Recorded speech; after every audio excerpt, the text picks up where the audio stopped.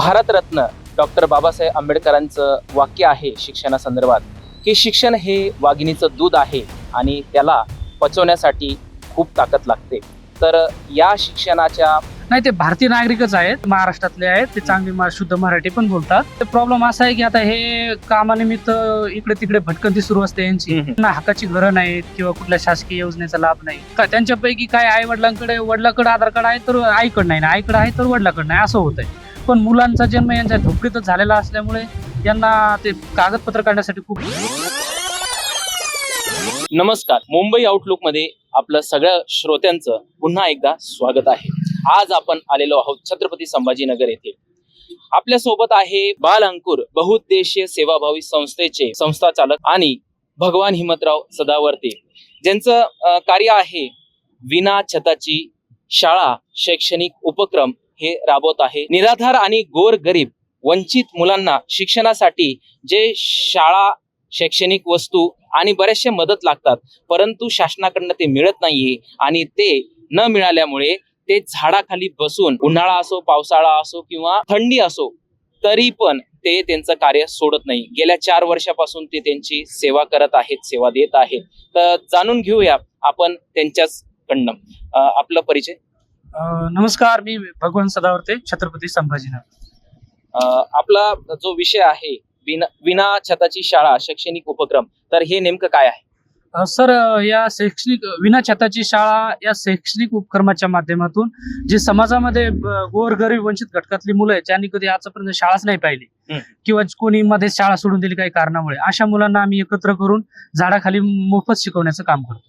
अच्छा, तुम्हाला ह्या उपक्रमाच्या दरम्यान काय काय अडचणी येत आहे आणि तुम्ही कोणत्या कोणत्या गोष्टी करत आहेत एक्स्ट्रा? खरं तर ह्या मुलांचे कागदपत्राची खूप अडचण आहे. जर ह्या मुलांचे कागदपत्र जर निघाले जसे की जन्माचे दाखले, आधार कार्ड, तर मला ह्या मुलांना जवळच्या सरकारी शाळेमध्ये प्रवेश करून देता येईल आणि हे मुलांचं बाकी पुढचं शिक्षण अगदी सुरळीत चालू होईल. त्यांना दाखले मिळत नाहीये म्हणजे ते भारतीय नागरिक आहे की बाहेरचे परदेशातले नागरिक आहे? नेमकं शासन का देत नाहीये? नाही, ते भारतीय नागरिकच आहेत, असं काही नाहीये. ते महाराष्ट्रातले आहेत. ते चांगली शुद्ध मराठी पण बोलतात आणि त्याच्यामध्ये प्रॉब्लेम असा आहे की आता हे कामानिमित्त इकडे तिकडे भटकंती सुरू असते यांची. पण यांना हक्काची घरं नाहीत किंवा कुठल्या शासकीय योजनेचा लाभ नाही. आणि त्यांच्यापैकी काय आई वडिलांकडे आधार कार्ड आहे तर आईकडे नाही, आईकडे आहे तर वडिलांकडे नाही, असं होत आहे. पण मुलांचा जन्म यांच्या झोपडीतच झालेला असल्यामुळे यांना ते कागदपत्र काढण्यासाठी खूप मोठा इश्यू. कुठेही त्याची नोंद नाही. त्यांची कुठेच नोंद केली जात नाही. तर यासाठी आपण ही मागणी कोणत्या विभागाकडे किंवा कोणाकडे केलेली आहे? मी यापूर्वी तसं विभागीय आयुक्त सरांना निवेदन दिलं होतं, कलेक्टर सरांना पण दिलंय आणि आता काही दिवसापूर्वी वैजपूर उपविभागीय कार्यालयामध्ये पण जाऊन आलोय. तिथे अधिकारी काय हजर नव्हते म्हणून मला खालीच हात यावं लागलं परत. त्या अधिकाऱ्यांपैकी एखाद्याचं कोणाचं नाव सांगते? नाही, आता तिथे कर्मचारी होते, मग कर्मचारी सांगितलं त्यांनी की बाबा इथे साहेबच हजर नाहीत, मग मी परत वापस आलो. आता सध्या तिथं विद्यमान कोण आहे? अगोदर जराड साहेब होते, पण जराड साहेबाचा काही दिवसासाठी पदभार बंगाळे सर म्हणून आहेत असं मी ऐकलंय तिथे, तर त्यांनी घेतलेला आहे. अच्छा, तुम्ही जे विभागीय आयुक्त जी श्रीकांत साहेब छत्रपती संभाजीनगर किंवा जिल्हाधिकारी जे अगोदर दिलीप स्वामी साहेब होते, यांच्याकडे काय काय मागण्या केल्या होत्या? मी हेच की बाबा ह्या गोरगरीब मुलांचे कागदपत्र काढण्यासाठी आपण याच्यात थोडासा पुढाकार घेऊन यांना मदत करावी, हीच माझी विनंती. तर तुमच्या या पुढाकाराला किंवा विनंतीला काही रिस्पॉन्स मिळाला? नाही, अजून तरी काही प्रतिसादच नाही आला. कारण काय? आता ते मला नाही सांगता येणार, कारण आता मी माझं काम केलं की बाबा निवेदन द्यायचं. तुम्ही निवेदन तर दिलं असेल, पण काहीतरी त्यांनी कारण दाखवलं असेल ना? त्यांनी कारण काय आम्ही बघतो म्हणे. या प्रकाराला साधारणतः किती दिवस झाले? विभागीय आयुक्त सरांना एक 15-20 दिवस झाले देऊन मी, आणि कलेक्टर ऑफिसला मागच्याच वर्षी दिलं होतं. तुम्ही जो हा उपक्रम राबवत आहे विना छताची शाळा शैक्षणिक उपक्रम, हा नेमका कोणत्या तहसीलमध्ये किंवा कोणत्या गावात? हा गंगापूर विभागामध्ये येतो, गंगापूर तहसीलच्या अंतर्गत येतो. अच्छा, वाळूजमध्ये येतो. अच्छा, तर ह्या सगळ्या गोष्टी जे आहेत ते मुलं झोपडपट्टीतील गोरगरीब भटक्या विमुक्त जाती जमाती किंवा नागरिकांचं आहे आणि त्या लोकांच्या मुलांना आजपर्यंत कोणतेही जन्मदाखले किंवा जन्म नोंद म्हणजे आपण ज्याला भारतीय नागरिकत्व आधार कार्ड म्हणतो किंवा शासकीय कोणत्याही उपक्रमाच्या मूलभूत गरजा त्यांना त्यांच्या योजनेचा लाभ मिळत नाही. तर यासाठी नक्कीच जे काही श्रोते पाहत आहेत या माध्यमातून, मुंबई आउटलुकच्या माध्यमातून, तर मी त्या सगळ्या श्रोत्यांना विनंती करेल की भगवान सदावर्ते सरांच्या या उपक्रमाला, या जे काही त्यांनी मदत करण्यासाठी या गोरगरिबांना झाडाच्या खाली असेल किंवा उघड्या आकाशाच्या छताखाली ते हे करतात, शिकवत आहेत, तर त्यांच्यासाठी काही ना काही मदत करण्याचा प्रयत्न करावा. तर मी आपल्याला विचारतो की आपण आमच्या श्रोत्यांना काय मेसेज किंवा निरोप देणार?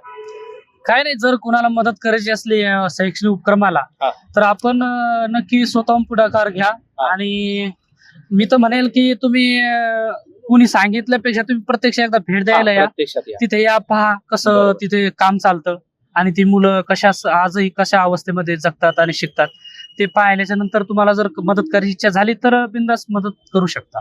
मग ती मदत कुठली असेल, आर्थिक असेल, वस्तू स्वरूपात असेल किंवा ज्ञानदानाची पण असेल, चालेल. नक्कीच. तरी आपण मुंबई आउटलुकच्या जे काही श्रोते या बातमीला पाहत आहेत किंवा तुमच्यापर्यंत हा व्हिडिओ पोहोचला असेल, तर नक्कीच सरांचा कॉन्टॅक्ट नंबर आपण घेऊया आणि त्याच्यावरती फुलने फुलाची पाकळी देण्याचा प्रयत्न करावा. जरी पैशाच्या स्वरूपात नसेल तर कमीत कमी त्या अधिकाऱ्यांच्या किंवा त्यांचा जो उपक्रम आहे त्याच्यासाठी शाळेय वही, पेन, दप्तर किंवा जे काही कपडे वगैरे लागतात किंवा त्यांना फळे, चार्टबोर्ड वगैरे किंवा त्या संबंधित शैक्षणिक संदर्भातले जेवढे पण त्यांचे साहित्य आहे, त्यांना फुटबॉल वगैरे किंवा ते काही खेळण्यासाठी वगैरे लागतात साहित्य, तर ते जर तुम्ही त्यांच्या पत्त्यावरती किंवा त्यांच्या फोन नंबरद्वारे जर तुम्ही देण्याचा प्रयत्न केला तर खूप मोठा तुमचा हातभार लागेल. आणि दिल्याने देत, जेवढं आपण दिलं त्याच्या 10 पटीनं 1000 पटीनं आपल्याला मिळत असतं. तर तुमचा मोबाईल नंबर? माझा मोबाईल नंबर आहे 95 95 95 77 62. 3 वेळेस 95 95 77 62. 95 95 95 77 62 9595957762 हा भगवान हिमतराव सदावर्ते यांचा नंबर आहे. हे माननीय न्यायालयामध्ये, जिल्हा न्यायालयामध्ये एक वकील आहेत आणि तरी पण त्यांची तळमळ या गोष्टीसाठी, त्यांचं पूर्ण जे काही उपक्रम आहे तो चांगल्या देशाच्या कल्याणासाठी आहे. भारतरत्न डॉक्टर बाबासाहेब आंबेडकरांचं वाक्य आहे शिक्षणासंदर्भात की शिक्षण हे वाघिणीचं दूध आहे आणि त्याला पचवण्यासाठी खूप ताकद लागते.